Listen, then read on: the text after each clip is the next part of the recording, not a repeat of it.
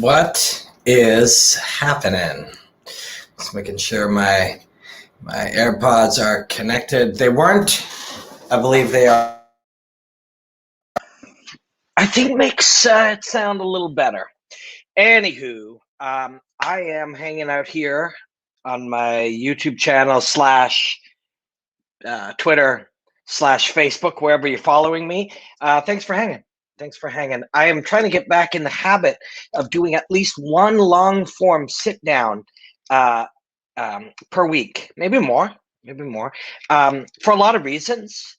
I think we're all trying to, depends what your goal is. If you're trying to learn new shit, if you're trying to expand your skills, if you're trying, whatever we're doing day to day, I'm doing those things. I'm trying to get better at what I do. I'm trying to learn more. I'm trying to find better ways to share clearer ideas. And I do a whole lot of things in 1 and 2 minutes and when it comes to content. Real life, I try to go a little slower. But when in terms of making martial arts content and ideas, I don't even like the word content because my socks have contents in them. You know what I mean? There's the contents of this bottle. Like, content just sounds very, general and weird. But when I like to analyze martial arts, I have been looking at 1 minute things, 2 minute things, concise things. That's really cool. We live in an environment where we can share ideas quickly, but sitting down and thinking out loud has been very valuable for me a lot of times in a lot of different ways. It forces you to think differently. And so I'm trying to get in the habit of doing that once a week, and it's fun. I think it's good for me, and some people seem to enjoy it. I get weird. I go off on tangents. We're going to talk about Conor McGregor and Dustin Poirier a little bit today. Some thoughts on them and what we see, what we can learn from watching athletes and artists like this, what we learn from their assignments. I am not in the business of selling people's fights. Now, there are certain people I work in varying business and partnership capacities. I'm wearing these guys' t-shirt. They don't pay me to wear their t-shirt. I like their t-shirt, but I do some work with them. I am going to be taking questions for sure in a little bit. But typically my job isn't to get you to buy a pay-per-view. My job is not to get you to buy to tune into a show. I'm not interested in that. I don't find that to be fulfilling. I don't find that to be an important. And anyone who just saw Roger Wabbit, yes, we will take questions for sure. I don't see an importance in that. I don't dig that. So I'm not trying to sell you a fight. And with selling you fights comes this guy versus this guy. What does this mean? Why is this going to be so awesome? Make sure you tune into that pay-per-view. I don't give a fuck. I love the fight. I love the individuals. But my purpose isn't to get you to buy a pay-per-view. My purpose personally is to see what we can learn from a fight like this, from individuals like this, from their process, from their path, from their assignments, from their successes and their failures. That's what I'm super interested in. Studying martial arts and studying fights, what can we learn that is applicable to real life? And of course, fights real life for them. But for us, it's a screen that we're watching. And I think that's really important. I think it's very easy to forget that Dustin Poirier and Conor McGregor are human beings just like us. And I know that sounds, you're like, well, of course they are. But we don't think of them that way. Just recently, I'm going to give you a couple of examples. Recently, I've seen little clips of things kicking around related to my own work, and people will say something like, bro, that guy smashed that guy. The fight was over. That's so disrespectful. It's like, that's a human. That's a human in a 2-second thing, sees the guy fall and goes over to continue to do the job that he's set to do. He, in those milliseconds where we are sitting there casually relaxing on a couch, judging his behavior, he's sitting there under duress, wound up in a way that we cannot connect to unless we've done it. And even then, we can't connect to that specific thing. That's a human. It's a human in a stressful environment. We are human, a judgmental human sitting in a safe environment, judging his behavior. I saw somebody else the other day, and something happened. Somebody was like, he didn't, show his expressions of appreciation for it. He's a person. He's a person. We're not robots. We don't behave in ways that you expect us to. You watching this right now are not necessarily agreeing with anything that I'm thinking. You don't necessarily like this color. You don't necessarily drink Gatorade. You're a different person than me. Conor McGregor is an individual human being. Now, this is what I think is interesting. He is just like us, although of course an individual human, so we're all slightly different. But also, he and Dustin Poirier and people like that are performing and behaving in ways that are hard for us to imagine if we haven't reached a level of ultra high performance in some area of our life. But we are all capable of that, right? So we see Conor McGregor fight, we see Dustin Poirier fight, we say this means this was that, low kicks this, left hand that, touch of death, yada, yada, yada, later rounds, whatever. All just narratives, things that we've heard, right? They're individual human beings and individual experiences. So let's take a couple questions before we get into the details of this. So how reliable can mental warfare be in predicting how your opponent will fight you? Very unreliable. Very good question. I've talked about this a lot with David Mullins, who is a sports psychology consultant. We're going to we were planning to get together every week. I will circle back to discuss that with him after this. I just jumped on here randomly. I had the time, which has been rare lately. Very unpredictable. You cannot predict his behavior based on what you do. However, if you go back, we're talking about Conor versus Poirier. I've had fascinating conversations with both these two individual martial artists. Conor, very specifically, I don't know if anyone has seen it, but he told me exactly how he felt the Jose Aldo was going to go, right into drawing him to the dead space, knocking him out, right? And I asked him about that. I was asking him about feints and about pressure, about how do people respond. And I actually spoke to Stephen Thompson about this yesterday. There are particular responses that are probable and or possible. So, and Stephen and I were talking about feints, but which is a very misunderstood concept right now. But how we may use a feint. I was talking with Conor about that as well. And in Conor's, I was asking him about different ways that you try to get reactions from people. And he was like, well, they either overextend or they shrink away. Very general. He was being general with me, which is often the case. Sometimes I chatted about this before when we were talking in generalizations about it. He got hit with a low kick because he boxed too much. That was a generalization and a narrative. I actually spoke with him and people around him about that topic. Of course, he's familiar with leg kicks and calf kicks, and he's been hit. It's just very different, right? These are individual people in individual moments. But so he was like, often people will get too wound up or they'll shrink away. True. Two very common reactions. With Stephen, we were talking about feints, Stephen Thompson, and I asked him about feints, and he said, sometimes people will react in a particular way that gives me information. Sometimes they will react in different ways to every feint, and sometimes they will not react at all. They don't react at all. Next time it's real, right? And so there are particular, but again, I spoke with Mullins about this a lot over the years. And when we do anything, we're trying to provoke you, we're trying to scare you, we're trying to upset you, we're trying to get you angry, confuse, lie to you, we're using physical things, any of these things.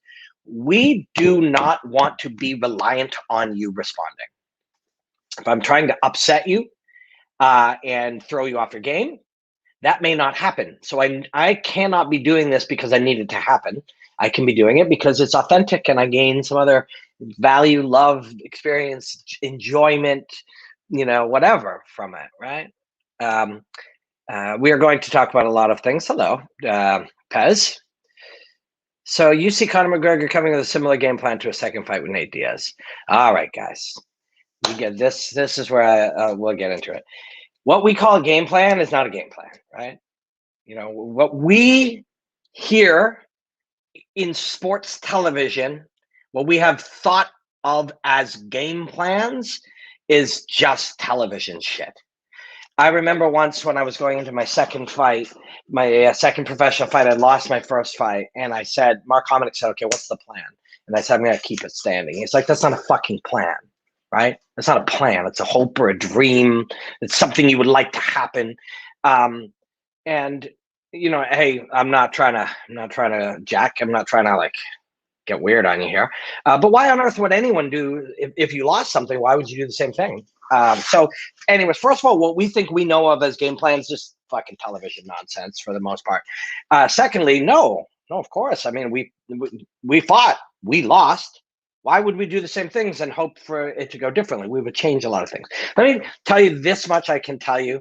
about Conor McGregor currently. This is a phone call I must take because I'm in quarantine. Super quick. Hello. Hello. Yes. Hey, good. Thanks. I got to call you back. Uh, so I'm in quarantine, and the government. I'm not trying to bitch about being Canadian, but the government calls and checks up on you. So to make sure, I'm day 11. I have 4 negative COVID tests. I'm in good health. I'm not trying to bitch. But you have to answer it. They can also knock at your door, which is fucked up, right? But here we are. So this is what a few things I do know about Conor McGregor and currently, and I'm very careful not to give away shit that anyone tells me in secret, because I'm so appreciative if Faraz tells me something about something. I'm not going to give that. I'm not going to fuck that stuff up. Because outside of, I don't care if anyone follows my Instagram. It's nice that people love my work, but I'm not trying to get more Twitter followers by giving away shit once. From a personal standpoint, the joy of being able to get true insight from some of these masters is so valuable to me on a personal level. I'll tell nobody, so that I can get this insight for myself, for my own love of martial arts. But so I can tell you this without betraying anything. You're gonna probably notice, if you haven't already, hey, why isn't Conor doing a lot of chatting? Where's Kavanaugh and those guys? Hey, I've noticed a lot of tweets and there's the odd video clip shot by somebody in the gym but it's minimal. You're going to see they're going to do minimal amounts of media, selling, hyping, any of that shit. And that's when fucking McGregor's at his best, but also that's when anyone's at their best. And as I say that, you could be like, well, the amplification of the pressure helped against Aldo. And of course, in many people's cases, there was value in telling the story, making the money, undermining your opponent. There's value in some of those things. But there's nothing more powerful than somebody who is truly, fully committed. So and I don't know this for a fact, but let's take this and let's bring it further for the purposes of this. Pretend you're Conor McGregor. And this true of Dustin. I'm just saying it because I have some friends connected to Conor. I know Conor myself, and I speak with him on occasion. When you go, and I fucking love Dustin Poirier, so don't get confused. Like, I love all of it. And Mike Brown is a friend, and Dan Lambert and ATT. So I get some insight there too. But imagine you're Conor McGregor. When I was saying earlier, and Dustin Poirier, same thing. These are humans, right? Humans, other humans. Humans have complex lives. So sometimes it's very easy for us to be like, what's he doing with his boxing? Why did this guy say this in the press? When he said this, does that mean he hates the government? Like, we project all of these things. What's typically happening in the life of a Dustin Poirier, Jorge Masvidal, fucking Holly Holm, it doesn't, Joe Rogan, Dana White, anybody, George St. Pierre, anybody that you see in an environment where you see them a lot. Think about their actual lives, not just what we see. What's the game plan? Who are they? What are they doing? They get up in the morning, and then their day is scheduled for the next 16 hours by the 15-minute. Okay, we're going to take out these 90 minutes to train. We'll have our diet. We'll eat this before. After that, we'll be in a car to go to ESPN. When we get there, we'll do this thing. We got to go online. I got a meeting on Zoom about my whiskey. Dustin's got a thing about his charity. His children are. It's just real fucking life, right? And real life is complicated, and real life changes the reality of how you are living. So Conor McGregor and Dustin Poirier's real life is dramatically different than when Dustin was an ornery kid coming up willing to like chew off anybody's face to win a fight, and Conor McGregor was a driven Irish kid. Conor McGregor's days now, there's all kinds of shit, McGregor fit and fucking, all. Imagine if all of that is wiped now. So yeah, the kid's around shooting 2 things on Instagram. That's your staff of 4. But we've wiped the other shit. We've wiped out, okay, the people in your other 6 businesses know they won't be hearing from you for the next 6 weeks. Freed up time. Your family, you're away from, John Kavanaugh is away from his children. And that's not easy on these people. What they're doing is sacrificing. So what does this mean? Does that mean Conor McGregor is going to win? No, I'll tell you, Dustin Poirier is doing the same thing. What this means is you'll get the best of you. So you're one of these guys. You're Dustin Poirier. You are now going to clear your schedule, which, again, is a lot more fucking complex than you and I saying, well, we're going to focus on the fight. You know, what am I going to do? Not do this thing? You know, skip a couple of breakdowns, like not do my Bellator meeting on Thursday and not do my meeting with Wave on Tuesday, and maybe, you know, skip Karate Combat, which actually Karate Combat comes out this week, which is super cool. I'm not on this week, but it's coming out. I'm in it. And it's great fights, great martial artists, wonderful. I'm going to skip that. And I'll tell my wife we won't be seeing each other for 6 weeks. No problem. Fucking Dustin Poirier's life is a lot more complicated than that. He has 6 platforms, a staff of, and Dustin may only have a staff of 6, 2 coaches. Then he won't consider them as staff, but will, for the purpose of this discussion, consider them as staff. I don't know. McGregor may easily have 80 employees when you take into account 7 people on the McGregor Fit program, when you take into account 16 people at the Mac Life, when you take into account the staff at you know, the whiskey, which I believe he sold a lot of it, so I don't know how much that is. Then you've got all his platforms, then you've got his other businesses, then you've got family, then you've got a brand new kid, et cetera, et cetera. How the fuck do you make a better game plan? Because life is different. Can people succeed in this environment? Of course, they do it all the time. They do it all the time. Mark Cuban has 40 businesses, and he's very successful in many of them. But fighting's different. What we want to do is be in the environment, be in the scenario, be in the state where we have done everything humanly possible. Everything. You have to think about what that means, not just hear it or say it. Oh yeah, cutting out all the distractions. That's what we'd say. You know, that's what I'll say on SportsCenter when we're talking. I'll only have 2 minutes. I won't have 3 hours like we could spend here if we wanted. I don't think we'll be here for 3 hours, but who the fuck knows? All I'll have is 2 minutes in a conversation with my buddy Aaron, and I'll say, you know, he's removed all distractions and he's laser focused. What the fuck does that mean?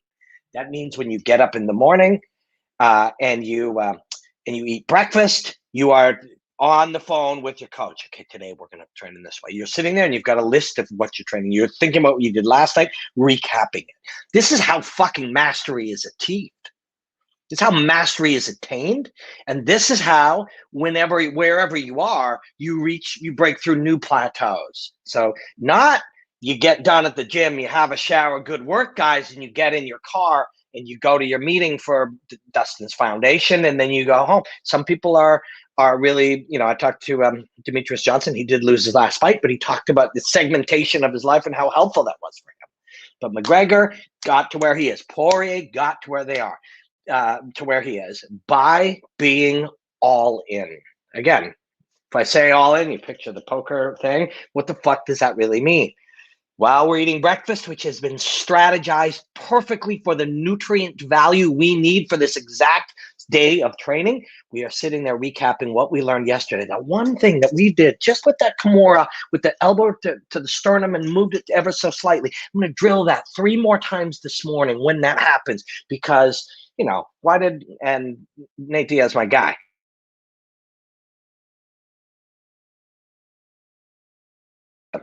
kind of swept him from the ground. I'll bet you Nate Diaz, if I got to sit and chat with him right now, I'd be like, yeah, fuck, that was really cool. I beat that motherfucker up, but that was really cool. How did that happen? Shit like this. Sitting there, that sweep doesn't happen. That sweep was trained, programmed into the body, recapped, re-recapped, looked at. Maybe there was video of it, and he's sitting there over breakfast. Now we go in, we get in the car, we get there, we get the perfect warm up, not a fast warm up, not the truncated warm up that we do, but the fucking perfect one, so the body is moving perfectly. Then we're gonna train with coaches that have nothing else going on. We don't have Robin Black sitting there writing down. We don't ever have Ariel over there going, hey, Conor, how's it going? None of that shit. We're fucking training 100% focused. At the end of it, we go back and we look at it again. Maybe we stay there 20, 30, 40 more minutes working on just the small details of something over and over again, to the point where if we're staying just a little too long, we got our coach who's also all in, to the point where he's analyzing everything, to the point says, I need you to go sleep now. Yes, we will get some value out of recapping this for 30 minutes, but we'll take some away from this afternoon's or this evening's training session. This is what it is, right? And you ain't doing that when you're running 9 businesses. And I'm not picking on Conor or Dustin. Dustin doesn't have this, I don't think, the extent of distraction. But fucking Francis Ngannou is starting to have these businesses. All these fighters have different business relationships. It's a conversation for another day. But if these motherfuckers got paid what they should get paid, and I ain't talking out of turn here, that's the whole world talking right now. UFC will have to make a decision on how they deal with that. If it negatively affects them, they will deal with it. If these guys got paid what they should be getting paid, they wouldn't be sitting there fucking trying to do a quick shot of some CBD oil or, a whey protein, right? But this is the kind of shit that's going on. So when we say, what's the game plan? It's not like, well, I will try to block punches and I'll be further away. I'll change my stance. That is all fucking horseshit. We are being, and it's nobody's fault. This isn't my friends. This isn't John Anik. John Anik's my friend. He's a fucking genius of a broadcaster. There are limitations to what a broadcaster can do in 30 seconds while talking about a thing. So we have to, over time, we begin to think like life is a televised sport. Holy fuck, I think I had my own little breakthrough there. Why the fuck are we going through the world looking at the world the way we are? Not completely, but often very much misunderstanding what the fuck is going on, and worse yet, thinking we know how it works, right? So I saw a thing today, a building collapse in Miami. It's fucking horrific. Imagine if your family or you, or it's awful, right? And I saw people online, blah, blah, blah, pancake collapse. It's like, you don't know what a fucking pancake collapse is just because somebody said that on TV. Now we got a term, distance management, pancake collapse, droplets, like whatever. And now we think we know, right? It's nobody's fault. It's not even the news's fault. It is the mechanism which was created in how we communicate. When it's happening in a sport, it's happening so quick, we start, striker versus grappler, distance management, takedown defense, whatever, and we think that's a thing. We think the language we are hearing, which dominates our thinking about a televised sport, is actually how martial arts and life works. No big deal if it's fighting. We love fighting. We get it wrong. It's not going to hurt us. But we start getting it wrong on science and medicine and fucking politics, we're going to fuck some stuff up, right? So this is what's happening. Now I'm starting to have some fun. Let's take some more questions. We'll go into more of this. Bellator is going to be in Russia. I really want to go. I've had an incredible time in Russia. Hi, Robin. I'm the owner of Yellow Turnout. Hope everything's going well. I wanted to say hi. William, if you go to my Instagram, Yellow Turnout made a picture of me as a Simpsons character, and it was really cool. Let's see. Here it is. That was so cool. Thanks for doing that, by the way, man. That's why I love your work. Boba Fett. Wow, fucking the real Boba Fett. This is the way. Does Conor, though, have the same fire in his belly when he first started as the fame and fortune made him lose? Again, Royden, my friend, Royden Mitten, I love you. Reject this question because it is a television question. This is a question that a guy on a desk asks me. Why? Why does he ask me that? Because we only have 2 minutes. There are constructs and parameters which only allow us a certain kind of thing. Fire in his belly. That's a metaphor or a cliche or whatever. Like he first started, or his fame and fortune made him lose it. So we got 3 elements to your question. Does he have the fire in his belly? Now, fire in his belly, again, so general and such a, hard for us to say. Like he first started. Is it gone? And now we are saying fame and fortune made it gone. See what we did there? It's not anything wrong, Roy. I hope you're still here. And I hope you know I fucking love and appreciate you. But do you know what I mean? Like, also, let's pretend you're a human. So, and again, Roy is my guy. And so is everybody else. And I hope nobody thinks I'm fucking talking down to you, because I'm not talking about anyone. I'm talking about us. We're trapped in this, right? And it's not anyone's fault.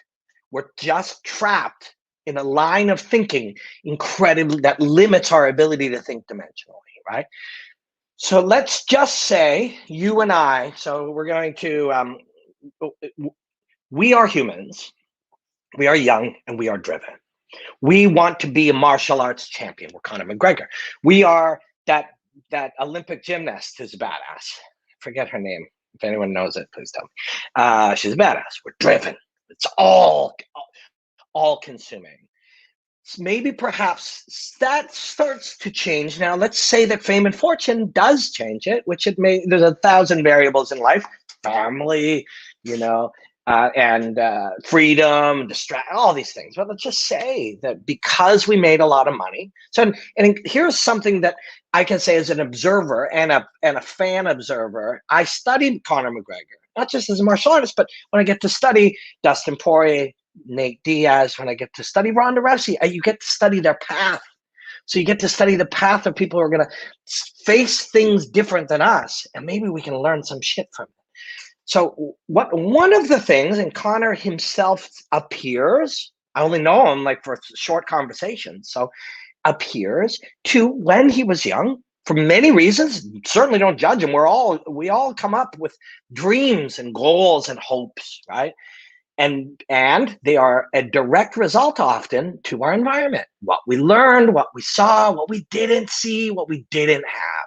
So he appears to at times have connected wealth to success, and that is a part of success for a lot of us in the world that we live in. Wealth changes a lot, our ability to live, right? If we have more money, I consider myself very wealthy because I have more money than I need to do the things that I love, right? I don't have a yacht.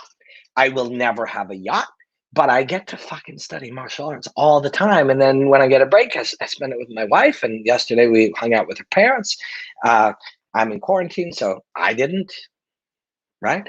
But you get to do these things, right? And that's wealth. But when we're young, especially if we had nothing, sometimes you saw these people, nobody should judge somebody if they grew up without much. And through their own, what they saw and how they contextualized success, it was connected to wealth. It appears that may have been the case, at least in part with this guy.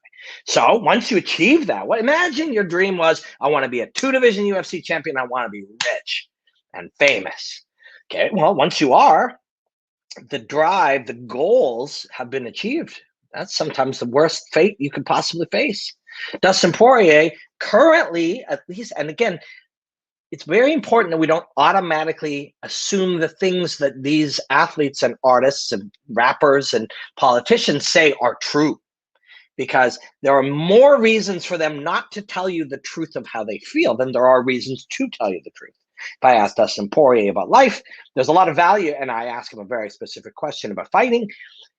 He can lie for the purposes of selling pay-per-views, provoking Conor McGregor or whoever his opponent might be, making people see him differently. There may be business reasons, lots of very acceptable reasons. And besides, who the fuck am I? I'm just some guy with a microphone, right? So athletes, artists, famous people, politicians, sadly, all of these things use this situation where somebody asks you a question and they use it as a chance to sell something, do something, get a message out, control something, plant seeds for the future. And we don't judge that in our society. Maybe we should, but we don't. We certainly haven't been so far, because that's every single conversation that's basically happening out. That's why podcasts are so interesting, because they're a little closer to, we're just shooting the shit here, right? Like, I didn't get all ready to hang out here and strategize exactly what I was going to say. I knew we were going to talk about Conor McGregor. I knew we were going to talk about Dustin Poirier. Knew we were going to talk about martial arts. We were going to get to Bellator in Russia. That was a general idea. I may get to none of that. We may just, and that's the freedom of it, right? And that's why people like podcasts. That's why this is fun. I don't have to plan anything. And there is a certain amount of planning. I'll make this experience more enjoyable for you and for me. But we're free to do it, right? And so there's more reasons to lie. But if we ask Dustin Poirier, and from what I know of him, and from the people close to him that I'm closer to than I am to him, although he and I seem to get along, and he knows I love and respect his work, he appears to have simplified a lot of his path to. And I talked to Stephen Thompson about this yesterday or the day before on Zoom. or Facebook or whatever the fuck we were on. And once you get to the point where you're like, my goal is to be the greatest thing I can, to reach my potential and even get further than I believe my potential was. Dustin will say, be a better man, be a better father, be a better friend, do good things, try to leave your mark in a positive way. That doesn't make Conor's the same. That doesn't make him better than somebody else. This is just where he ended up. And if you ask, I talked to Dustin Poirier plenty years ago, and that wasn't his goal. So he's not better than anybody else. These are, we're all on a path. Every single fucking one of us is on a path. And if we decide to actually study our process and study the path, what are we doing? Why are we doing it? I call it, and I'm sure I know I didn't come up with this. I've seen it. Living with intention, right? We're fucking living with intention. What are we trying to do? What are we doing? Why are we doing it? Is this in line with what we're trying to do? And if it isn't, how can I change it to focus what I'm trying to do? So that becomes a part of the path, right? And Dustin, right now, that seems to be where he's at. Conor, I bet, as well. Thanks, Boba Fett. And somewhere along the path, and we've seen it with many different people in many different ways, people will say, I want to be wealthy. I want to be successful. I want to whatever. And there's a lot of power in money because you can buy. My friend Ong Lan Sang, he's from Myanmar. He's built entire schools, for Burmese kids, in Myanmar. Let's see. Wow, they've got a lot of questions. Did Angela Magana ask you to remove that interview YouTube did ages ago? No. Why? Where is it? I remember her. I don't remember what the interview was about, but no. Where somebody, Super Skunk, find it, send it to me. Did she? It's possible. I don't know. It's so long ago. That's a really good question. Yeah, I don't know. I haven't removed a great deal of interviews in my life, but if somebody asks me, again, my motivation isn't get more Twitter followers or break news or get more views or likes. If something happens that's controversial, that helps all those things. So if that's your motive, then that's the thing. That is not my motive. So if somebody was like, I'm really embarrassed about something, or I feel really bad about something, or I said something I think misrepresents me, could you take down? I probably would, but I don't remember ever taking anything down. Very interesting question. Now, please let me know if you see it anywhere, or you know anything about it, you got a quote of it to refresh my memory.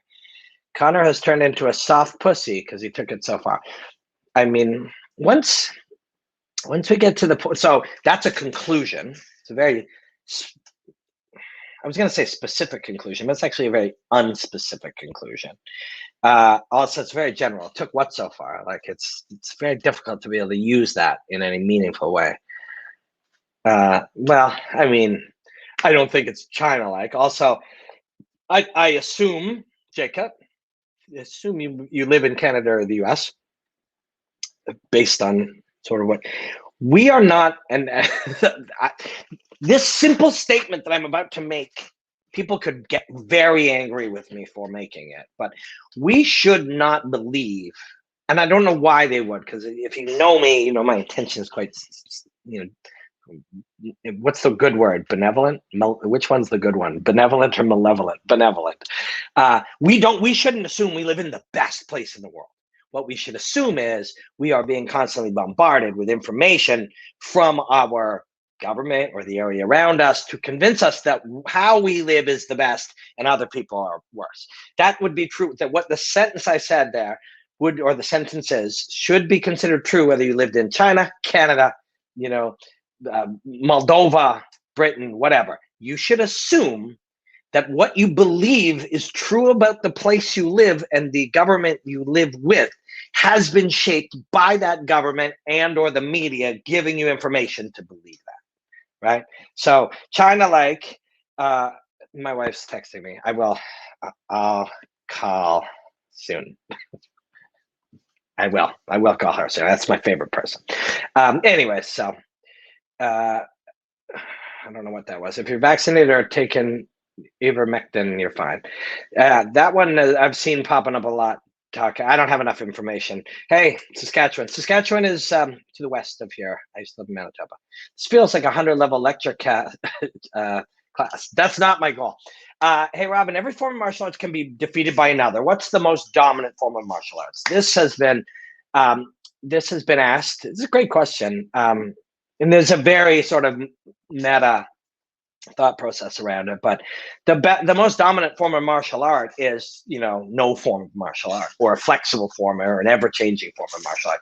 Even if I had an answer to this, that answer would change in a month or a year or 10 years, because martial arts, like all things, all art, is liquid and ever-changing. So what does work? I saw something, I think it was Lex Friedman and Professor Danaher, or maybe just Lex. I saw a chat with those two. It was fucking great.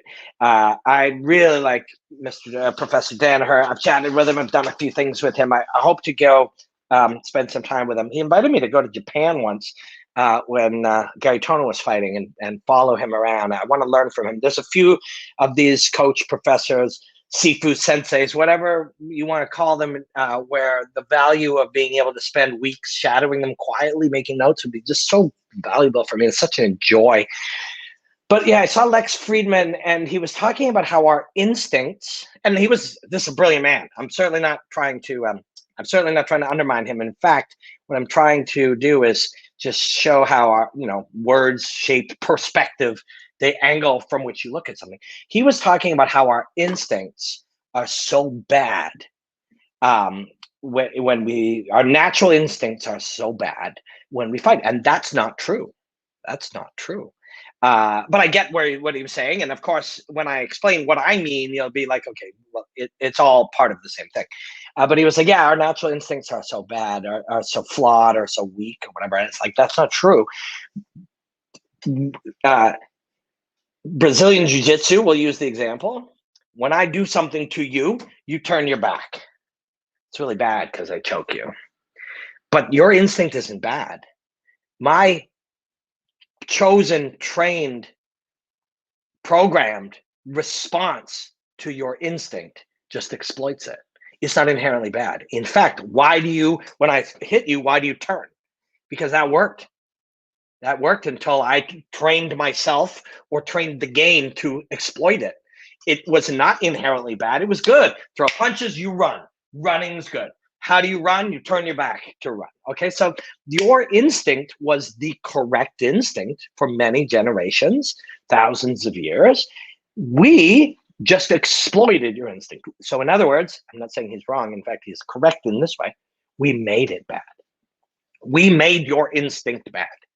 The thing, jiu-jitsu and all good, effective martial arts are simply an understanding of what you will do, and then the preparation to make what you do exploited, to exploit what you do, to make it bad, to make it seem like a bad instinct, to turn it into a bad instinct.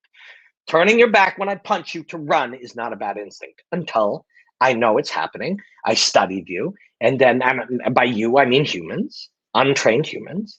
And then we developed a system through which we could exploit that. Now, what is Brazilian Jiu-Jitsu there? It's UFC 1, we hit you, you give your back, we choke you. Okay. Over time, we hit you, you kind of give your back. Well, what happens when you kind of give your back? Well, you put your hands somewhere. Okay. Where your hands are. Cool. What if I attack the hand? Right? That wasn't the wrong thing. It was the right thing. You hit me. Instead, I move into a situation where I didn't give my back. Therefore, I made a better choice. Yet, you then take that choice.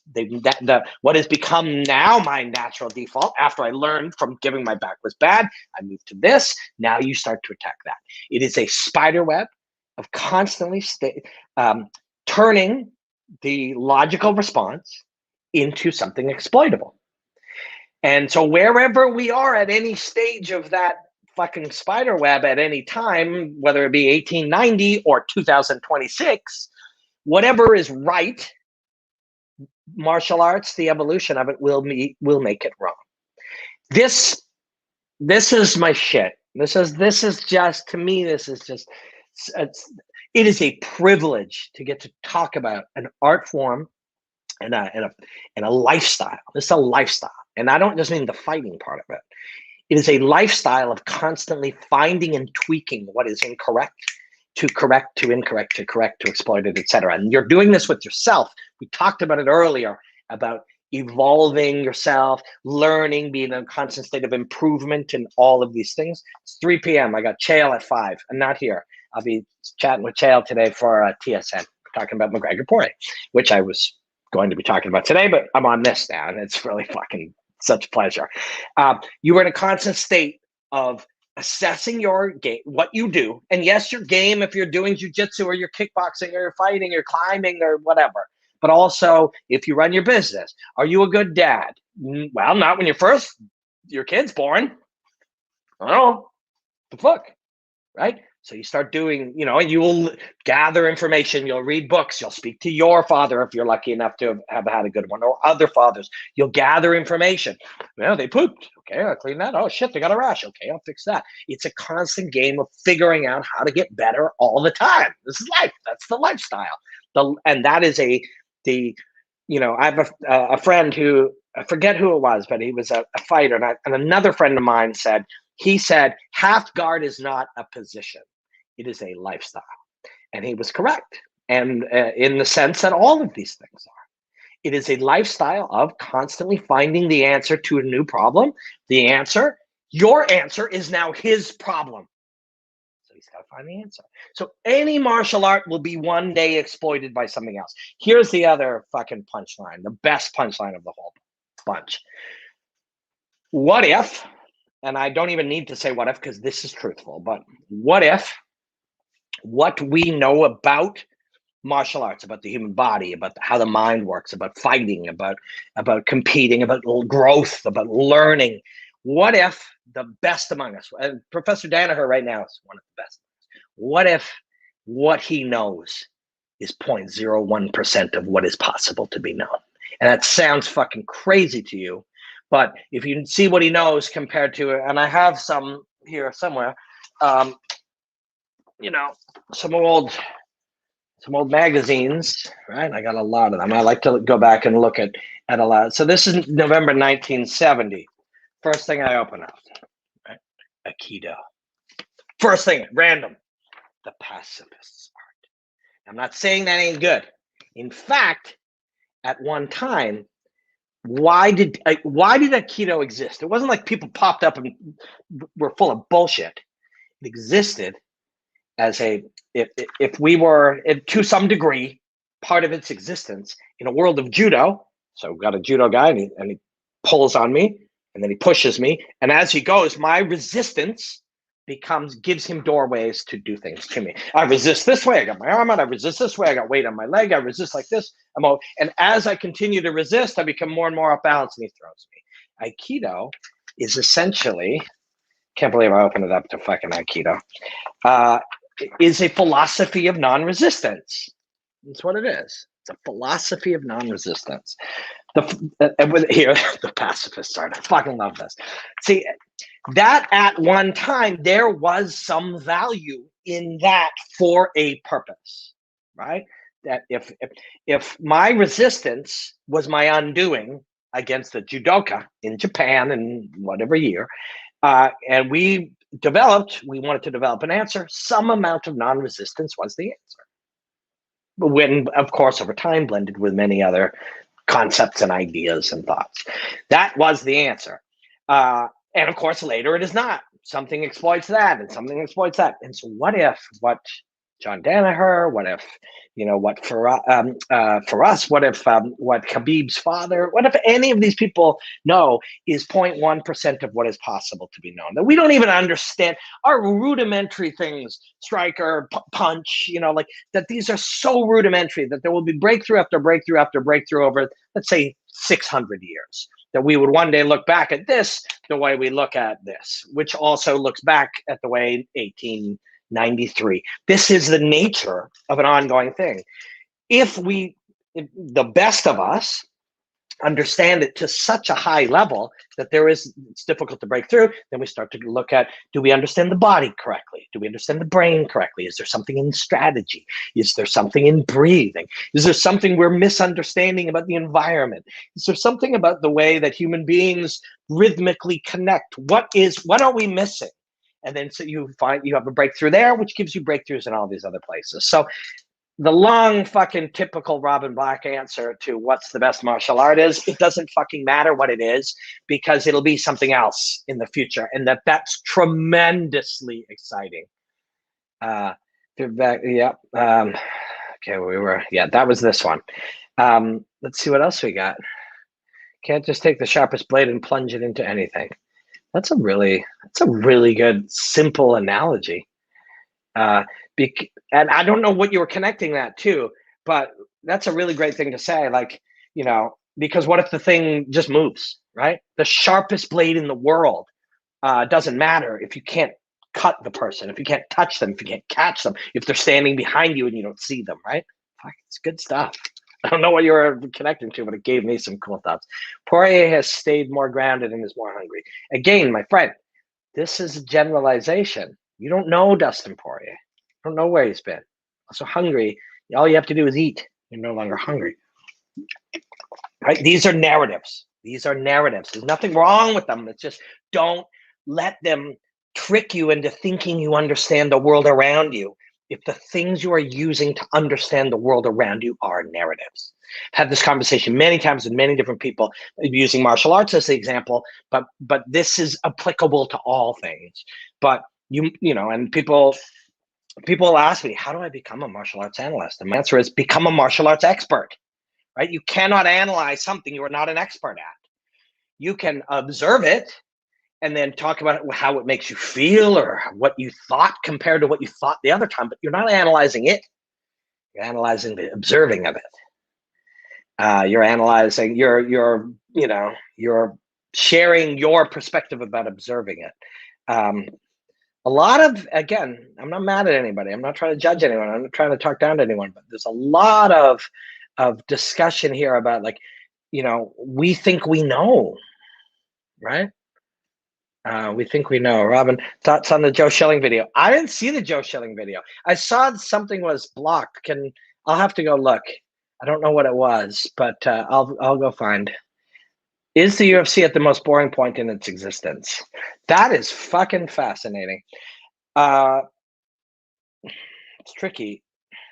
I hate being I'm trying to find ways to have these conversations without being negative, right? And so boring, my dad, I think it was my dad or his dad, I think it was my grandfather actually said it to me. Only boring people get bored, right? And because I'd be like, I'm bored. And he'd be like, only boring people get bored. I was like, whoa. And that's, because what is boring? That's something that's being filtered through our lens. Is a tree boring? Is, an explosion boring? Is jazz boring? It's up to you, right? So there's that element to it. Now, I will say this. The UFC is very different than it ever was, because it has accomplished its goals. There's a parallel to what we were saying about Conor McGregor. What was the UFC's goals in the once upon a time? To become mainstream, right? That was among the goals. Take it serious. Be a real sport. Talk to Dana. This was his dream. This was his taste. Well, you fucking got it, right? You got it. Here it is. UFC's mainstream. It's the most mainstream fucking thing on TV that I come across. And now what? Because you know what you also can't be? Outsider, edgy, counterculture. You can't be, overly provocative. You can't be the mainstream and fucking punk rock at the same time. You cannot. Punk rock can become the mainstream, and when it does, people start to fucking find it boring or repetitive, or they're negative about it. Who's negative about it? People who like the outsider shit, right? So when you say that, my friend, Mr. Nutsack 100, yes, I said your name. Good for you. It's a good name. I mean, I don't hate it. Mr. Nutsack 100, is the UFC at the most boring point in its existence? The only reason you may say that is because what you loved or love or appreciate is edgy, provocative, counterculture, and it ain't that by design. It was trying to become Coke, Pepsi, McDonald's, Nike, whatever, and it did. So it did, and I don't like fucking mainstream stuff as much as others, but I love the great fights. So, and I don't want to talk shit, and I'm not trying to be negative, and I am employed by one of the UFC broadcast partners. I get to fucking talk about these fights. I love these fights. I love these fighters, right?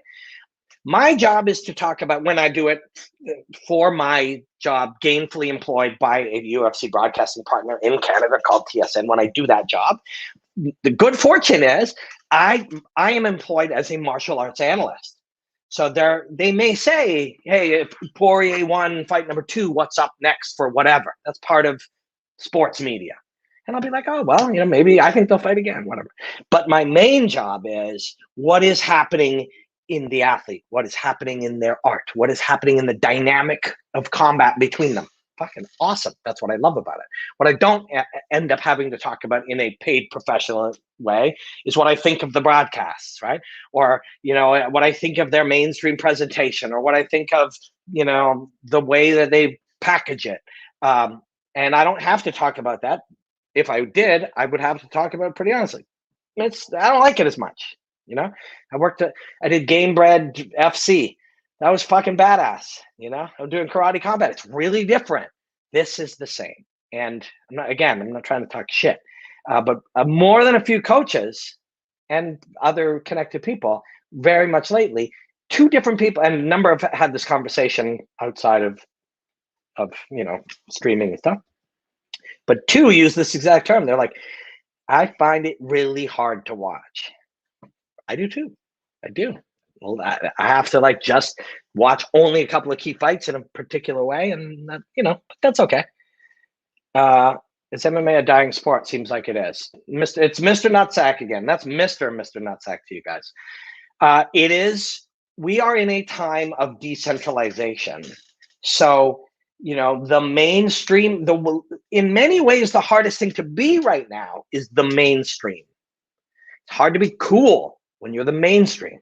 It's hard to be edgy, right? I don't think MMA is a dying sport, but I think there is a decentralization of martial arts. MMA was a centralization. All these different martial arts and all these different places and all these different coaches and fighters and styles and people all brought together in this thing. It was a centralized place. You called it the UFC 200, and you're like, holy fuck, here it is. Well, now, and Budweiser was the same thing, but now people like craft beer.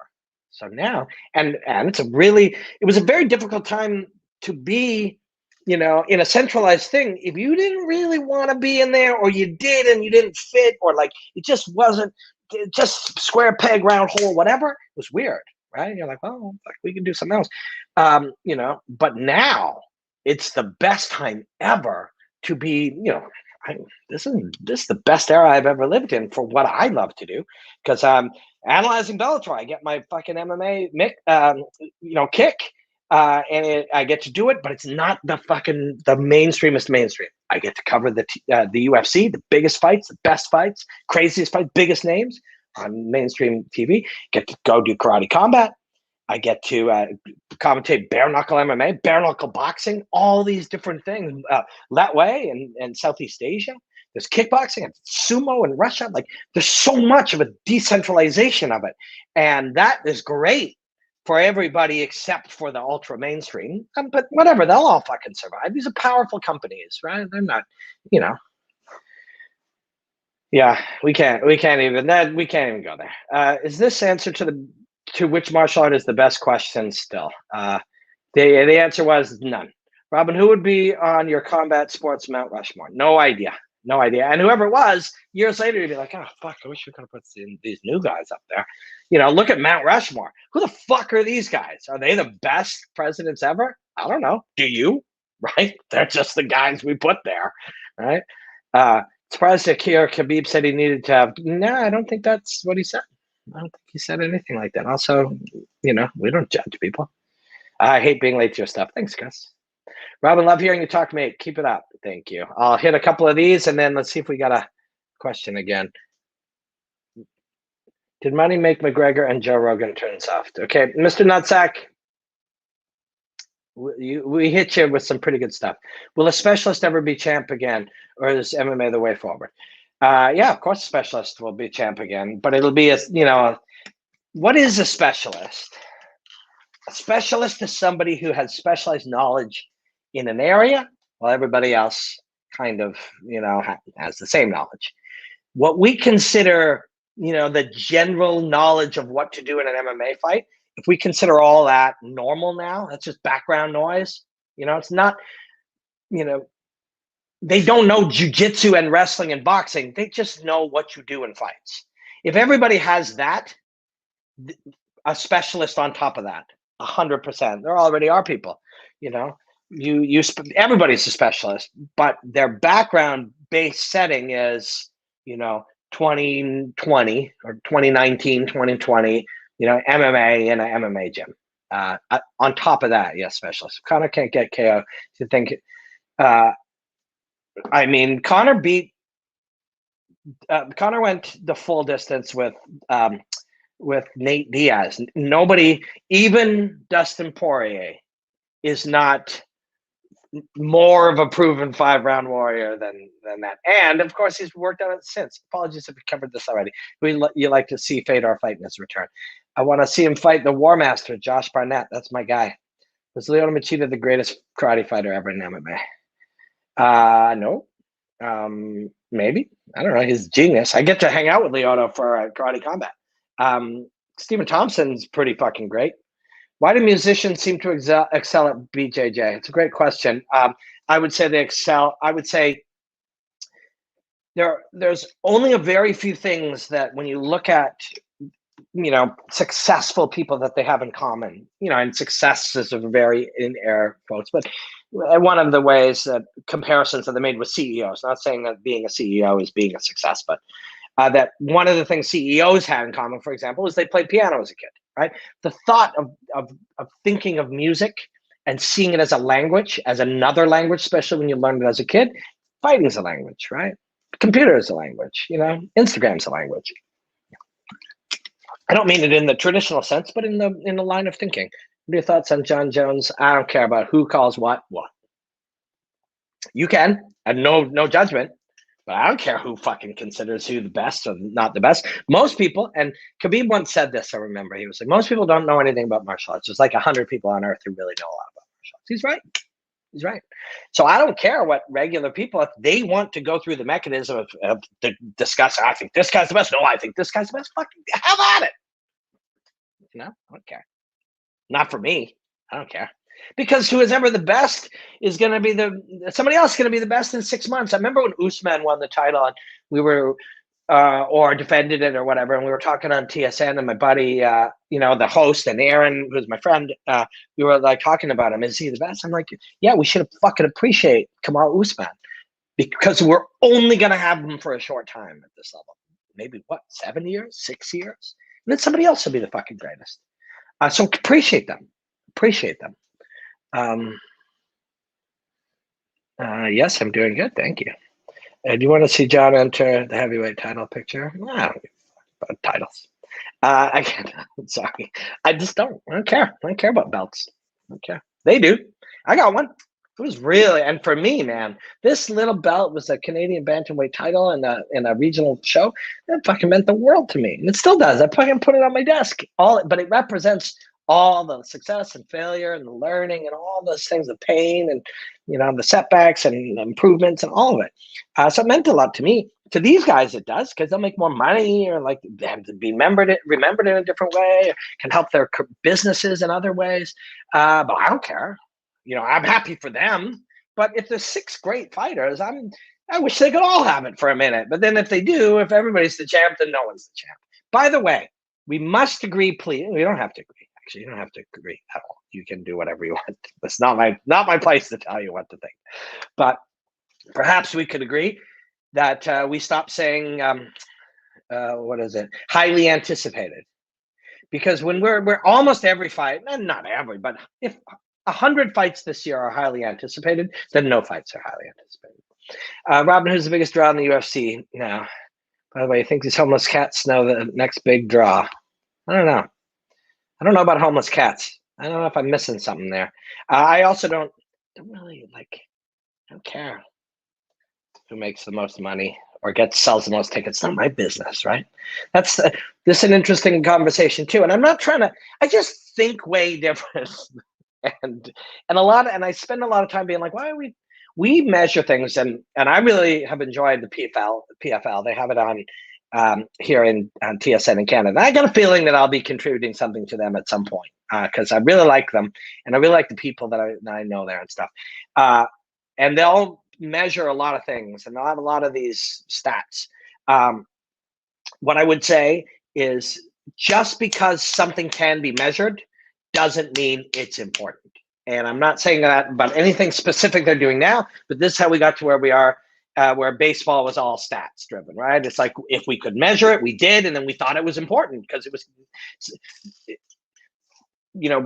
if we can measure something, we put it on TV, we may intentionally or unintentionally be suggesting that it is important, and not everything you can measure is important. What else we got? Yeah, again, I'm happy. I like Wonder Boy's karate. He never won a UFC title, but he potentially can against Usman. I chatted with Wonder Boy. It'll be out on Haymakers. Haymakers is a platform all over. It's on Wave, part of Wave TV. If you're on Instagram, go to Haymakers. Or YouTube on Haymakers. 20, 25 minutes, me sitting down with Wonder Boy. A title is important to him, but we chat about that. And he's like, he now, like the best, we talked about this with Dustin. I think this is where Conor's at too, which is why their fight is probably going to be so great.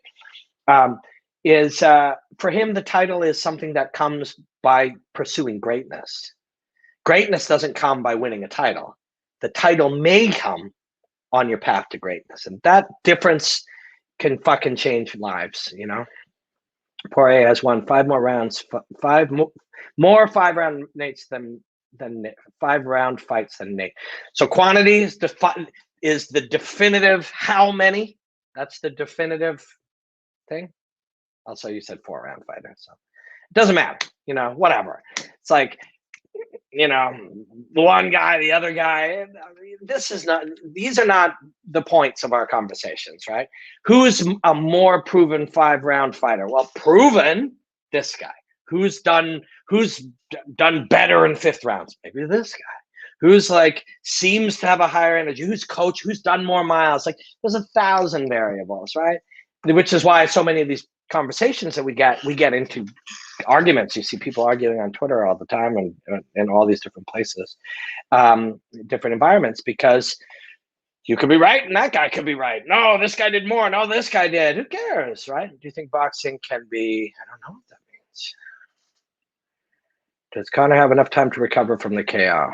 I don't know. I would assume that they would not have put him in there if they didn't think he could, right? I mean, that doesn't mean that they're right, but you have very intelligent people there, including himself, and who want to win, including himself. So you would think that would be key to their own assessment. Boxing is 100% a martial art, 100%. It's just a martial art with 2 weapons and, less targets. It's a martial art, of course. Yep. Thoughts on the development of MMA in Canada? It's a bit slow. The pandemic changes things. But we have a shortage of places for Canadian fighters to fight, and then for the last year and a half, they couldn't cross borders very easily. So that's a trick. Jones versus Ngannou, Usman versus Adesanya. Pick one. No, I'll pick them all. Can a guy be good at both MMA and boxing? Yeah, of course. I mean, we will get to a point where there's sort of no such thing as MMA, right? It's free fighting. It isn't boxing and kickboxing and jiu-jitsu and wrestling. That's just it was a rudimentary way that we tried to learn it. What we're actually doing is removing the segmentation and then allowing it to blend. Is chili beef and beans and spices? No, it's fucking chili, right? And free fighting is the same thing.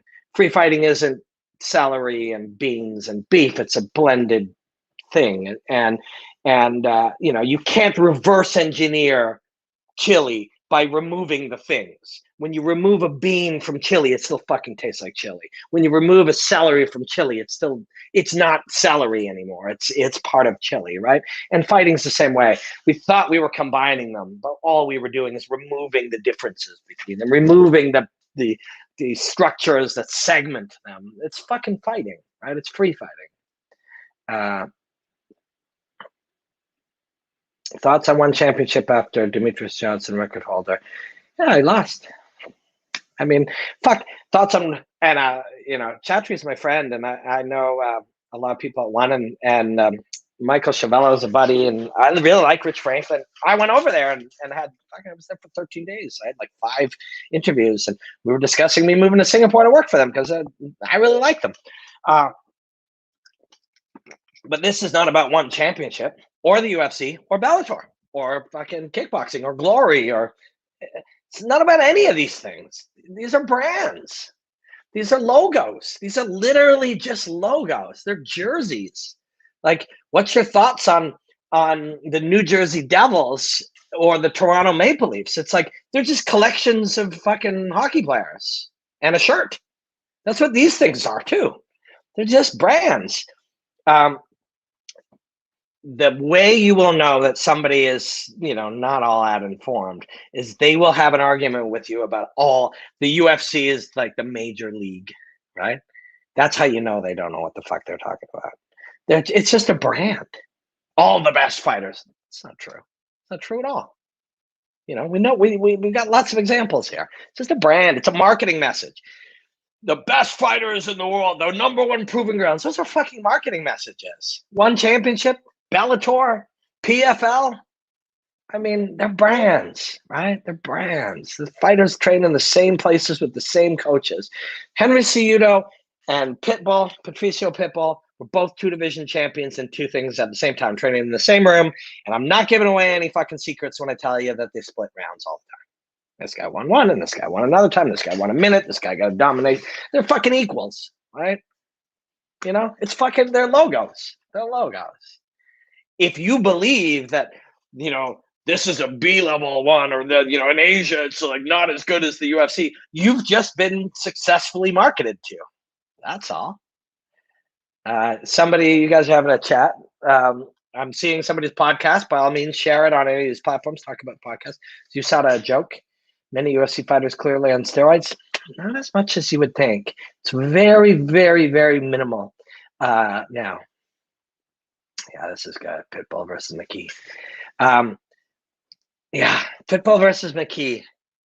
Don't you have a weird, and not outcome, but just, and difference of personality and those things. But Pitbull coming up, AJ coming up to fight Pitbull. Not that it's going to go the same way. He could lose for sure, right? They're both my guys. But there's this momentum, and again, not fame and not the mind things, but the kid coming up with the range and the skills and stuff. It's like McGregor versus Aldo without the mind games. And of course, if we remove all the mental warfare, it's a different thing, right? But it's a very cool one. I'm planning to be there. I'll be doing lots of stuff on it on my Instagram and here on YouTube. I'll do a full thing on just Pitbull McKee. We'll come up with some really interesting perspectives. Appreciate how you view MMA as human expression. Totally get viewing it as another language. Thank you, my friend. Who's the most impressive fighter you've seen in person, and what stood out?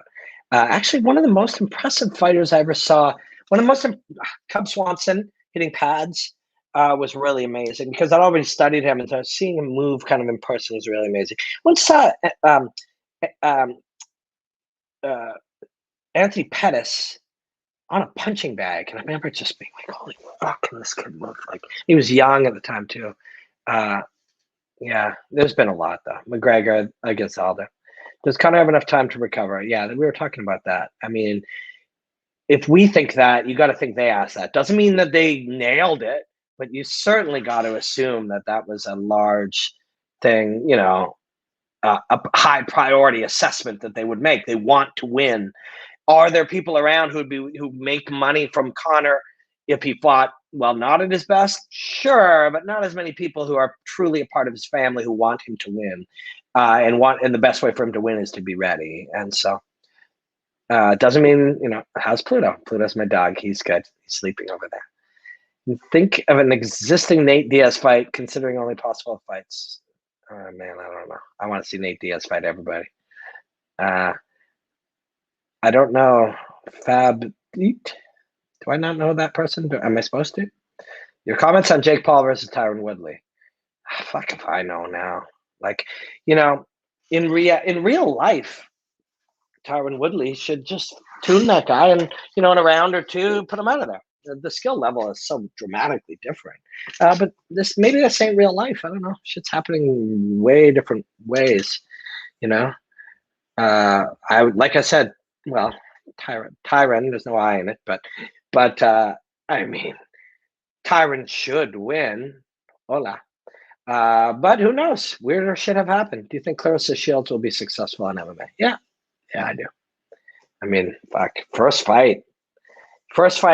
She will be improving so much faster than everybody else. So fast, because she went from zero to blue belt to purple belt to brown belt. And this is not jujitsu, but it, as a metaphor, happens real quick when you're an elite athlete and like a driven student. Talk about CT and mixed martial arts. Yeah, it's bad. It's real bad. And we should remember, again, these are humans. These are humans who, you know, are putting their health. It's going to be bad. It's going to be real bad in the coming years. Their health is at risk, way worse than we know. Of course, it's worse than we know, right? And we should fucking remember that when we watch these fights and when we talk about, oh, it was, you know, and you know, when we're dismissive of it because we don't know necessarily what we're watching, and we'll be like, oh, it was kind of a lackluster fight, not a lot of action, lackluster card, not a lot of knockouts. It's like, good, you know, like, you know, what the fuck is going on with this lid? Sometimes that's good. Like, we didn't get to jump out of our chair because somebody got spin kicked in the head, but maybe that's good sometimes. I talked to Jorge a couple of weeks ago at Gamebred FC. I was commentating, and he said September, October. He didn't say who, but they can offer Leon Edwards enough money to take it if he wants. I recall Dustin emotionally throwing leg kicks at Conor after getting cornered and tagged. Yeah, they're just such different people. You just have to win the fucking fight this time, right? Like, and that goes for both of them. You know, that's the great thing about this fight. And also, you know, the worst thing about this fight and every fight like it is one of them has to lose. And that sucks, you know? Two people like dedicating everything to these moments. But there's a freedom in going out and knowing you did everything you could possibly do. And now we just have to fucking win this fight. It's not going to be somebody's overwhelmed or somebody's cardio or some fucking narrative-driven bullshit, oh, leg kicks, whatever. We just got to fucking win the fight. And that sounds like, you know, aren't you an analyst? You know, what about the leg kick? What about the calf kick? You know, what about southpaw? Southpaw versus southpaw with that leg kick, the rear leg against that, you know, keep him on the back foot, karate stance. Like, you just got to fucking win the fight, right? You got to win the fight with you at your best and him at his best. And if you win it, people like me will say you won it because of the left hand, or you won it because of wrestling, or you won it because of the fucking leg kick. But after the fact, it doesn't fucking matter. We do that because that's what we do. People clicks and likes and calf kick and, you know, the nerve paralyzed, you know, Kenny, like too much boxing.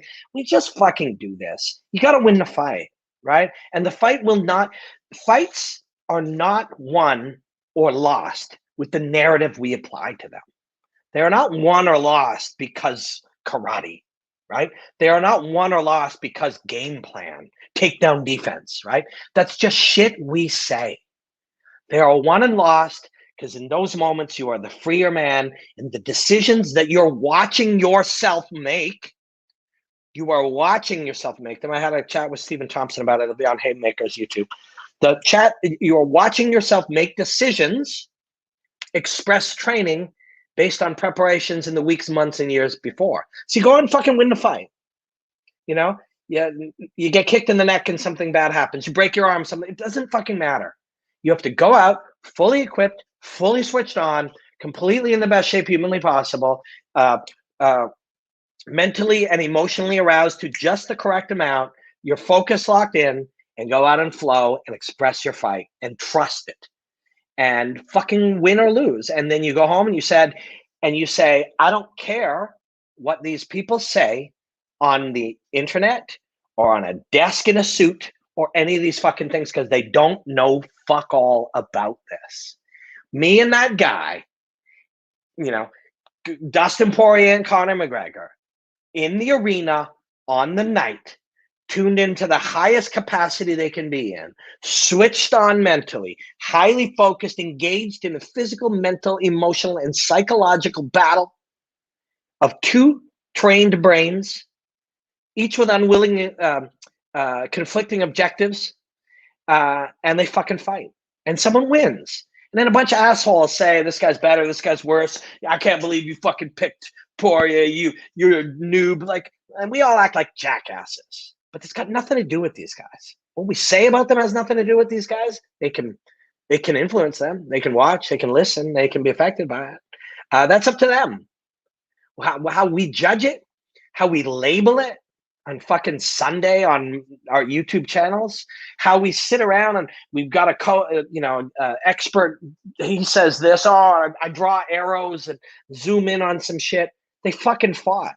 They fought on a level, in a capacity, at a speed, and with two engaged neurologies in a dynamic of combat in ways that we don't fucking understand, and neither do they. And that's what happens. And one of them wins and one of them loses. And I hate that, although it also makes it what it is. I hate that fucking one of them will lose, but one of them will lose. We were here already. I love the explanation. Thank you. Low kicks part of the MMA meta. What do you think is the new thing? It's rarely that simple. The main thing that you're going to see now is people spinning, getting knocked out when they spin, and people throwing calf kicks and getting knocked out when they throw calf kicks. Because the next step is generally exploit the thing, right?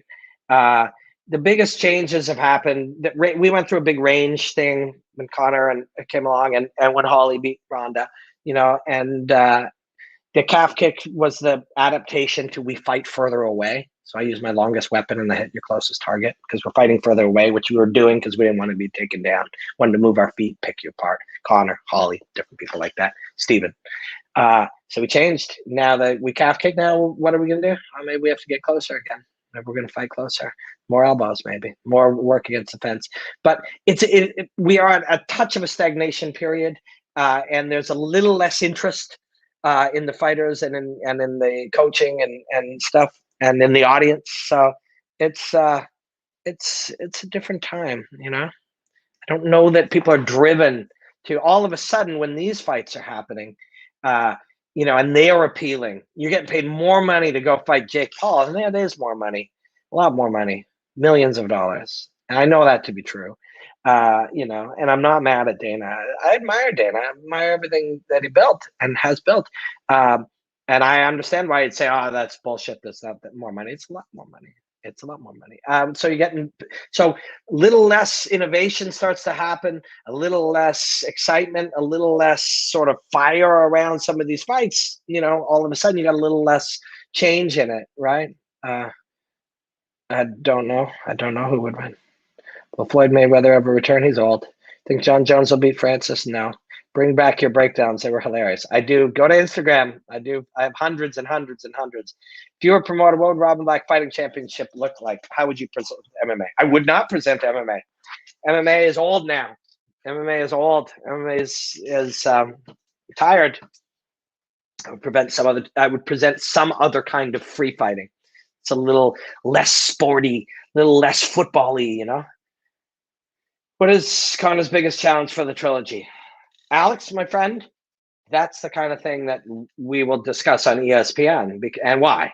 Well, because we like to phrase questions that way. But in reality, the biggest challenge is all of it. There is no biggest. What's bigger? Well, the emotion is the biggest, but the mentality is the second biggest. Leg kicks are the third. It's a fucking and I'm not mad at you. All of these things are nuanced, intertwined, and blended. They are not segmented. We want easy to explain shit. That's what we're all doing out there. That's what, if you go to everybody else, and I'm not mad at nobody, but if you go to a lot of other YouTube channels, that's what this guy needs to do this, but if he tries to do that, and you use his level change, got implement a lot of feints, and if he moves from distance, keep him on the back foot, defend the takedowns. Horse shit. Narratives for TV. Clicks, likes. It's just not reality. That's just not reality. It's the best we could do 10 years ago, and we haven't fucking changed since. So we're all a little dumber because of it. We all think that's real. Oh, the key to this one, more volume. Fuck off. More volume. What does more volume mean? Okay, throw more offensive strikes. Okay, great. Everything else will be the same. No, it won't be the same. Because as I do things, I am moving. I am committed to something. If I punch you, I cannot at the same time also block your kick. I cannot punch you and while backing you up and back up at the same time. When we do more of anything, we must inherently do less of something. Therefore, the whole thing changes. It's all horseshit, right? And it's my job. This is my job now. The longer this goes on, the further we're getting from the truth. And the further we're getting from the truth is being connected with the more people believe that they are understanding the truth. And we're getting into some, again, no big deal if you're watching boxing or fucking mixed martial arts. This is bad for society if you're doing this everywhere. If you consider doing deep dives into major UFC fights like Dan Hardy does. I haven't been able to see Dan's work for a long time, but I don't really go into the fight. I find myself, no judgment to him or anybody else, that's just, we just did that to sell things. There's no mandatory reason to do that. We did that because that's what we did. And then we didn't ask why we did it, but we did it because that helped sell things. There's millions of ways to examine things without saying this guy versus this guy, height, weight, length, fighting styles, whatever. And they all change constantly. So that's not my thing, but it's certainly no judgment. There's a lot of different ways to do things, and many people have cool ways to do them. And I really like that. Do you think about the sport of boxing, but 4-ounce gloves? For me, boxing is best with no gloves. But I also love boxing with what we call boxing. Boxing, this is boxing. After many years of boxing, they put gloves on, and then they called that gloved boxing, and then they changed that to boxing, and this became bare knuckle boxing. But this is and was boxing. I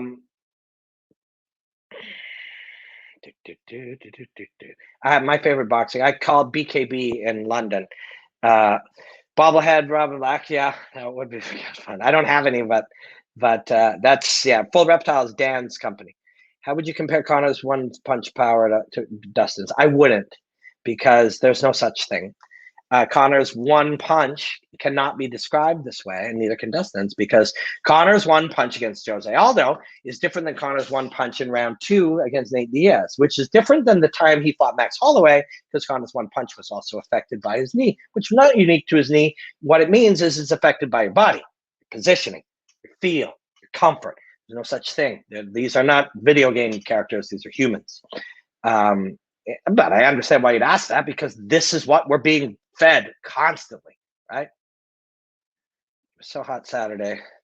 Robin Black, talk about breathing exercises and its utility in martial arts and life. That's great. Breathing centers you, right? You want to live an intentional life. You want to be here, present, centered. It's almost 4. I got Chael at 5 today. That will be on TSN in Canada. We're talking about Conor and Poirier. Maybe it'll be on ESPN. Sometimes our friends at ESPN share certain things. I'll ask Chael if he can share it with them. But yes, breathing keeps you centered. Breathing helps, control your body. Breathing helps you, you can literally right now, through following your breath, you can think about and connect your mind to how your shoulder feels, how your back feels, who you are, what you're doing. Slow down, assess yourself. How do you feel? What are our motives today? Are we, are we accomplishing all of those centering things happen? This breathing is the fucking root of your life, right? You okay with the unified rules? I'd have no rules, but that doesn't work in society. So Conor doesn't KO anyone that's the same size as him. Same thing happened to Ronda when she fought Holly.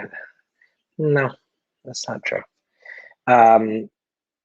You know, KO and drop, and Nate's my guy. Don't dropping Nate 5 times, but he didn't get KO'd. That's not anybody. That's not how, the harnessing of energy for the purposes of hitting other people works, right? How big you are does in no way affect how hard you can punch. And in fact, there is not a single welterweight, or probably middleweight for that. I was a bantamweight. I'm much bigger now, but because I'm not huge, but I'm 165 pounds. I used to cut to 135. I was much smaller, but that's many years ago. There's not a welterweight I couldn't knock unconscious if he put his hands behind his back and closed his eyes, right? Not a single one.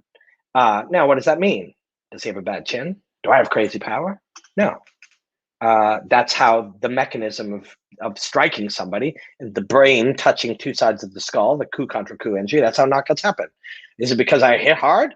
Is it because he's weak? No, it's because that's what happens. Okay, so that's never going to happen. But what if somebody's sort of flat-footed? What if I have the freedom to do it? What if he's so exhausted and I'm me and I can line it up? What if he's somewhat blinded with blood or something, right? These things are so nuanced. They're so nuanced and they're so dependent on so many things. Yeah, I've heard of these breatharians, but I'm not sure that I have any information. Weight type fighters in 4-ounce gloves. I mean, it's a really good question. So stationary defenses. When you say stationary defenses, but you say parry, I don't think of stationary defenses. No gloves. I commentated Game Bread FC the weekend. They had no gloves. They parried punches. We can have massive gloves, 16-ounce gloves. We can have 8-ounce gloves. We can have 4-ounce gloves. We can have no gloves. And, it's skill. And every skill you use is connected to every variable there is. What am I wearing? What is he wearing? How big am I? How big is he? Where are we? What's our environment? How tired are we? Like, everything is so related to so many things, which is why the way we discuss it is very misleading and makes us dumber. Makes us less understand many of these things less. Hey, brother, thoughts on Wonder Boy versus Gilbert? Yeah, I love it. I talked again. I got to sit down with Steven on Haymaker's YouTube next day or two. You'll really dig it. Okay, what? Bare knuckle boxing, Tyson Fury. Tyson would win. He's just got such a high level specialized skills. I mean, again, like, maybe not, right? When I say that, I mean, if they did it 100 times, he'd win 81 of them. But thoughts on uncovering your purpose and making money from it. Currently struggle to solve this. Others may relate. So first, I like the way you put that. First, we must uncover it, right? Making money from it is irrelevant. It's fucking irrelevant. I'm always very careful when I say this, but I deprioritize money. People's next thing will be, well, it's easy. You probably have some. I have some because I deprioritized it. By thinking less about money, I was in debt. As I was building my business, I worked being paid for a cable company that couldn't make the transition to the internet and cut people, or didn't, or whatever was going on, and didn't, and cut people. And then there was a couple of year period in there where I spent anything I had and then went into debt. I remember having like tens of thousands of dollars on a credit card with no money coming in, going, what the fuck do I do?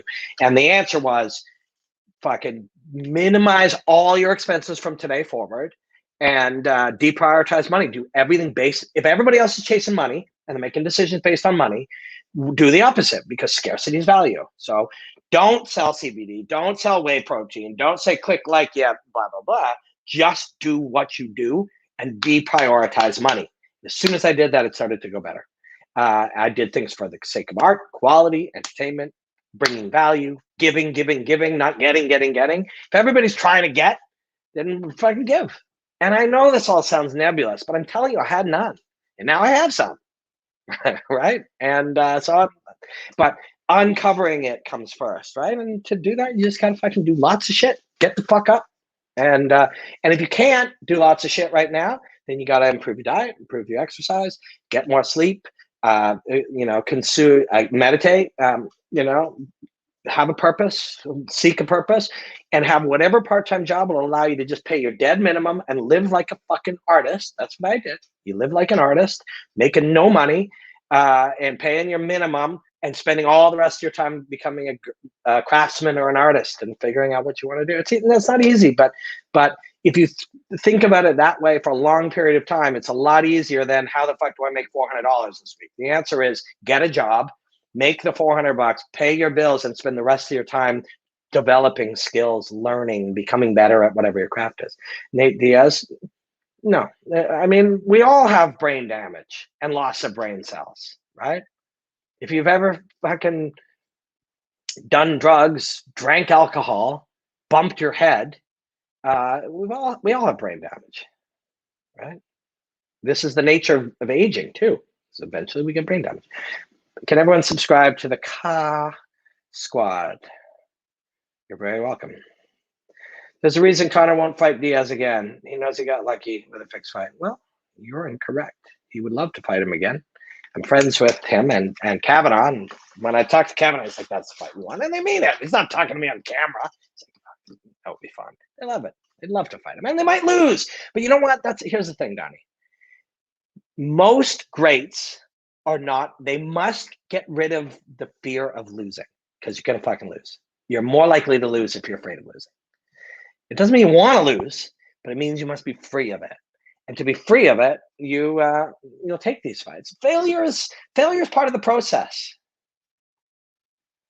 Oh, 10 minutes. Sorry, this is my wife. She's my best. Where you don't move your feet or change position. Okay, well, Darth Vader. He means parrying, blocking, etc., where you don't move your feet or change position. Better if you do also move your feet and change position. Right? Even better. You don't have to do any. The best defense is don't be there. That's the very best defense. Don't be in a place to get hit. Best. Next would be you were going to get hit, but you moved out of the way. Next was we were going to get hit. We moved out of the way. We're still coming and we hit it. Next would be, well, we're trying to get there. It's called the hierarchy of defense. And I'm not getting it perfect here, but you can see what I'm getting at. Next would be, oh shit, it's not still there. I got to cover. All right. And then you get hit. It's a hierarchy of defense. And yeah, all those things can be used with no gloves. You need passion. I don't know if you're talking to me, but for something. Yeah. Money and MMA. Yeah. Okay. I make a pretty good living, but I don't work in MMA. I have my own business where I analyze martial arts to bring value to the people who watch it. If I bring enough value to you, that will help. Somebody would pay me to do that because that would bring value to them, But yeah, money in MMA, as in like the fighters, yeah, that's got to change. Fight News Network was great. Yeah, it was. It was really fun. Just sometimes the art's good, the business is bad. Sometimes the art's good, the business is okay. Some executives think different. Like, this is life, right? This is life. How does Diaz-McGregor trilogy do more? I don't give a fuck. And Michael, I'm not mad. I'm not judging either. Personally, I don't care how many people, I don't care how much money a corporation makes. Now, for some people, the numbers are interesting. How many people cared is interesting to people, and I get that. But I don't care how much money some fucking large corporation makes. It's not my business, right? Stipe versus Hunt. Don't think you'll see Conor versus Diaz 3. Yeah, you may not, but it would be great if you did, and they would love to. They would love to do it. A couple more, and we'll go. We'll talk about Let Way for a while. Teach some people. So Let Way is the art of 9 limbs: punches, elbows, knees, kicks, just like Muay Thai. But also headbutts are allowed. It is, and the headbutt changes everything. right? And adding one weapon, changing with a number of targets. It also has, I don't know how to do that, Amir. It also has throws, takedowns of all different types, grappling, stand-up grappling. It's a very beautiful martial art. Yeah, smoke weed and you'll lose brain cells. True. And we were talking about brain damage. We all sustain brain damage. Thanks, Donnie. Badass. If he wanted to fight Diaz again, it would have happened 3 years ago. No, because that's not all he wants, right? It's like, yes, if all he wanted out of life was no matter what, like above all else, no matter what else I could do, all I want to do is fight Diaz, you're correct. But people are complicated. They have many other goals, things, moving parts, right? Do you think Conor will overlook the calf kick? Do you think so? Would that make sense? It's hard to feint a calf kick. Also, people really misunderstand things. At least you spelled it right. And a lot of people like FAINT. Yeah, use more feints. It's like, well, if you don't know how to spell it, but you spell it right. No, I mean, if you can, Amir, I don't know how much martial arts you've done, or if it's 6 fights, 8, or you've been doing martial arts your whole life. But I'm going to assume somewhere between you are not a professional fighter and you don't do a ton of martial arts, but somewhere in between, which could be like you're a black belt in something, somewhere in there. If you can think that, don't you think that a team of professional athletes and coaches, Conor and his team, spending all day, every day preparing for this, may also know that? This is a very important thing. If we think we see, I think this will be this. What we're getting is what happens in the environment of professional sports. Professional sports broadcasting gives us narratives. Well, maybe this will happen. And often it's even like, a fucking former champion sitting at a desk in a suit. Who knows fucking better? But they do it because that's what the environment, they think they should be doing, right? Nah. Sick blocking with elbows. So, using your elbow to block is just, it's a variation. Most people do it. It's like, it's not particularly specific to him, nor is it something, it's a cool technique. Probably the guy who's done it the most effectively for long periods of time is Roy McDonald. Message so important to the growth of the arts in the human condition. Thanks, man. I don't know. No one. I mean, everyone. It's just, even if I had an answer to who's the best at X, it'll be different next week. I'm 49. I started wrestling at 12. I was rolling with Olympians. I was at 7. Yeah, see, Donnie, I'm with you. When somebody had said you had casual energy, I'm like, nah. Hey, Omega Weapon 13. Okay, a couple more of these and we're out. Thanks for the live stream. Much appreciated. You're very welcome. No fighting. Joe Rogan just unsubbed. I don't know. Do you think Mighty Mouse made a mistake moving over to 1? Do you think it will take more time for him to be able to defend? No and no. He was out. If you get kneed in the head or punched in the head, it wasn't the rules. Talk about recovering from a broken toe. Yeah, it fucking sucks, man. Sucks. I agree. Probably will imagine that, but in the cage, it's not sparring. I guess my question is: do you think Conor is psychologically impacted by the loss and will make him overreact? Do you? I mean, do you think that's something he might think about? Literally, they will. So, where are we at? And with your high level coaching, I'd be like, where are we at psychologically with this loss? Let's discuss it. Let's get that out there. These are humans.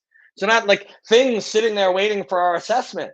They're humans. Changing and responding and evolving and learning. It's not just sitting there going, oh, well, probably going to kill him. Like, it's like, how am I doing with this? How did this happen? What could I do? Would I overreact? Would I underreact?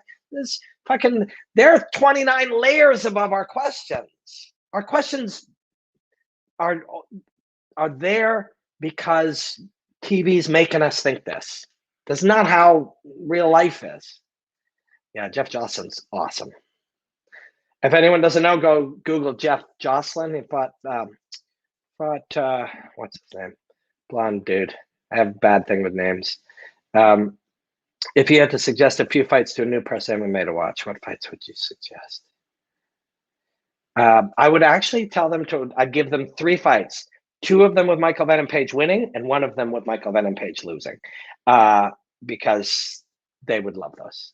Do you think what? And I'd make it that way because showing only a loss improperly contextualizes reality. Do you think one might? And of course, to do that fairly, I would take the fights, you know, that Douglas and the other guys, Cyborg, and I would show some of their fights, which would spider web into a million things. Do you think one might be allowing drug use? I mean, I don't know how much they're testing, right? Jocelyn versus Fitch that's pre-UFC. That's a fucking great fight. How do we break free from TV program thinking then? Well, you just did. You just did. Just asking that. Now you started. It's because what you did was like, wait a second. Fuck, dude. You just changed your life right there. Because you're like, okay, first, is it true? Are the narratives that I hear dominating my thinking? And if you're looking at it and going, yeah, I think they are, then how do I break free? Fucking, you already started. Just by asking that question. You're already further than most people. Most people will be like, what the fuck are you talking about, bro? Of course it's like, this guy's, you already did.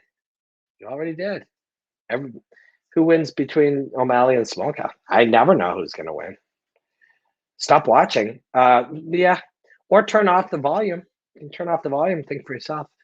Shitty training partners, yeah, you don't need to train with them. Why I phrase in this way? Can you name some fighters with good defense in the pocket? Not really. I mean, I don't know, right? Like, on any given night, does somebody like roll and catch and answer? Frankie Edgar at his best? I do have to sign off because I'm getting set for Conor McGregor for Chael to discuss Conor McGregor. And I'm getting a phone call from work, and I got to get my suit on for SportsCenter. But thank you guys. I really, really appreciate it. This was super fun. Super fun. And I'll be back. I'm going to try to do this once a week. I've been saying that every time I come on, and it'll be weeks, but I'm trying. Okay. Lots of love. Appreciate you. Get back out.